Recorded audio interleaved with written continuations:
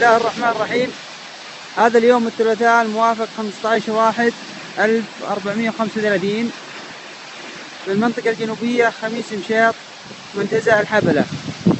هذه هي أحلى الشلالات في المنتزه. شوفت عينكم الضباب والأجواء،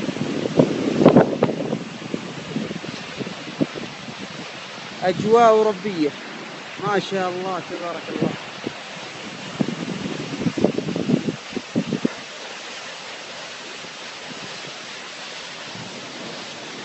اللهم لك الحمد، اللهم لك الحمد.